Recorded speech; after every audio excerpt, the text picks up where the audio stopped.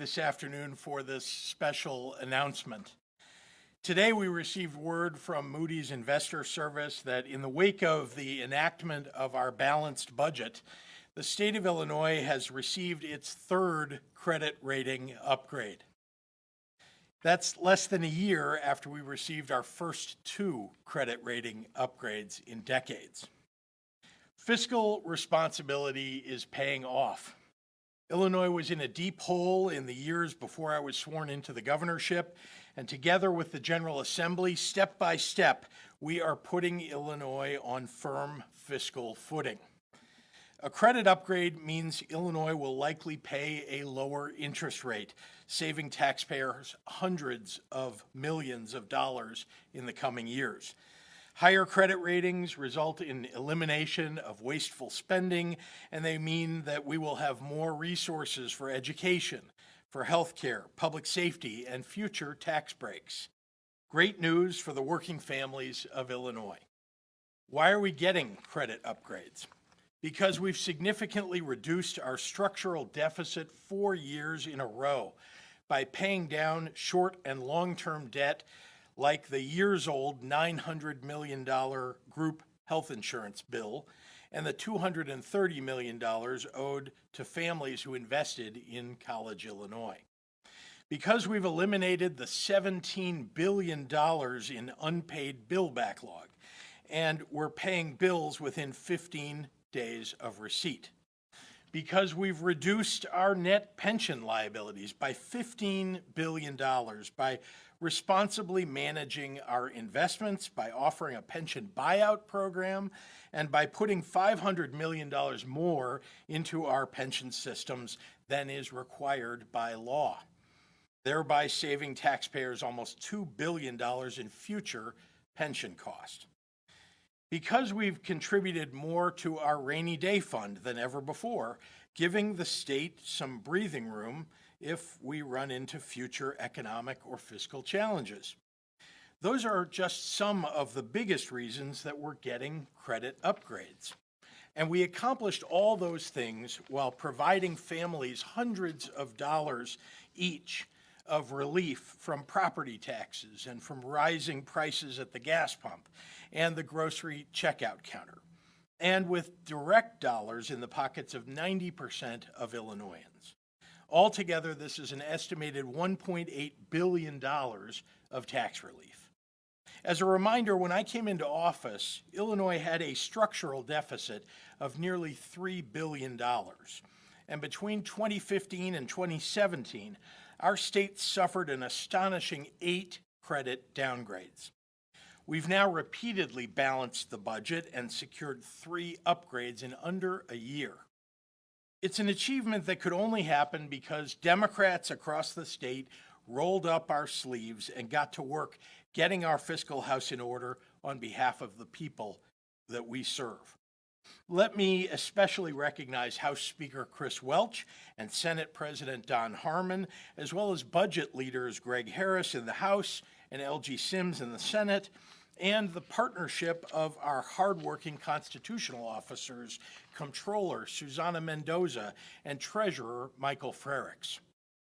Finally, I'd like to add that even as the credit rating agencies are recognizing the solid financial and structural progress that we've made in the last 4 years, Illinois' biggest improvements have come in the wake of a once-in-100 years deadly pandemic. There is no way that that would be possible without the hard choices and strategic decisions that we've all made together. I want to give a special thanks to Deputy Governor Andy Manar, who's with us today, my Budget Director Alexis Sturm, who's in Springfield, and my Capital Markets Director Paul Chatalis for their unflinching resolve to carry our mandate forward to achieve a firm fiscal foundation for Illinois. I'll leave you with this. There is more work to be done, of course, but step by step, rung by rung, we are steadily climbing the ladder out of the hole that was dug over decades, and Illinois' future is bright. Thank you, and with that, I'd be happy to take any questions from members of the media. Tina.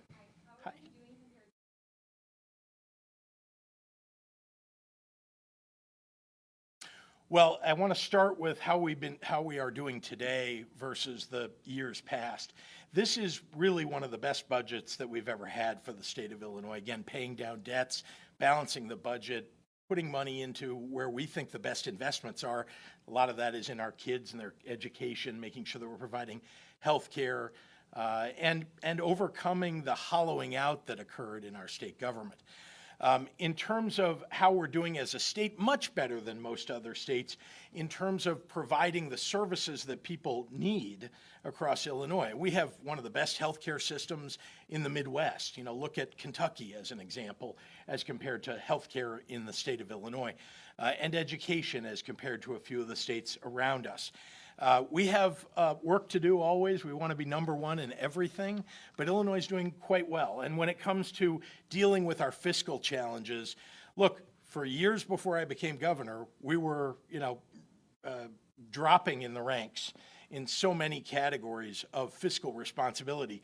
Today, we're rising. I would say that if you put us on a billboard chart, we'd be, approaching the top in terms of most improved and the significant investments that we've made for our future.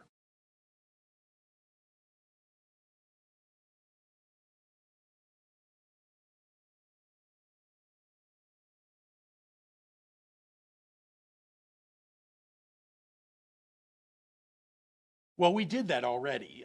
So looking at the fiscal year coming up, the budget that we just signed a couple of days ago, we lowered our revenue estimates for the state because we know that the economy of Illinois can't grow at 5.7 or 6% every year.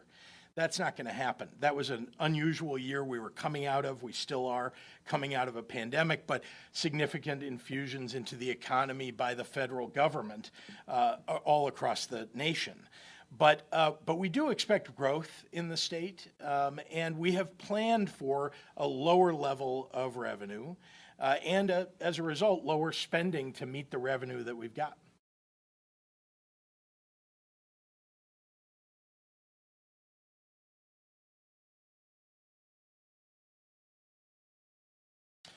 Well, I'd say a couple things.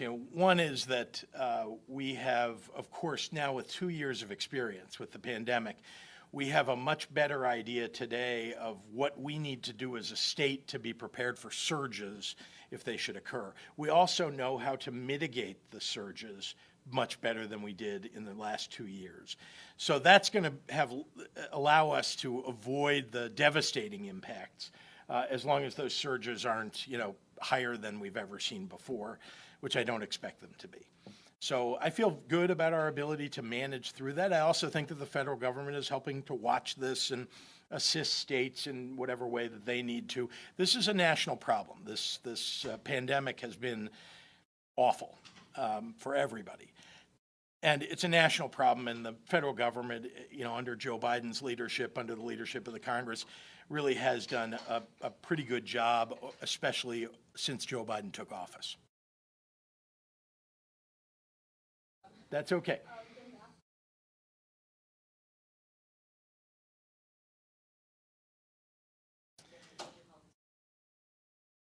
So we have consistent meetings with the Department of Public Health, with my team in the governor's office, to determine where are we in terms of the number of cases, the number of hospitalizations, and so on. And we've seen something interesting so far with this new Omicron subvariant, and that is that even though we've seen a rise in cases, and by the way, that doesn't even include the cases that probably are occurring where people are testing at home and not reporting the results of those cases. But even with a rise in cases and including those, we're not seeing a rise in hospitalizations. It's very small upticks and even downticks all across the state, but on balance, we're not seeing a significant rise or really any rise right now. Having said that, I think we've all seen that that's really the number we need to watch, is hospitalizations. That's when in the world where we've got treatments for people, where there are therapeutics for people to take after they've contracted COVID-19, that, in that world, people are not going into the hospital who otherwise would have. We also have one of the best rates of vaccination here in the state of Illinois, in the entire Midwest. That helps a lot to keep people out of the hospital. So we feel reasonably good, but you know that I care an awful lot about making sure that our people are safe. And so I will not hesitate to let the public know that it's time to mask up, or that it's, that we need to do more to get people vaccinated, or where they can get therapeutics if they don't know already. But we're being very careful to monitor those things and also speak to the public whenever it's necessary. All right. Great. Thank you, everybody.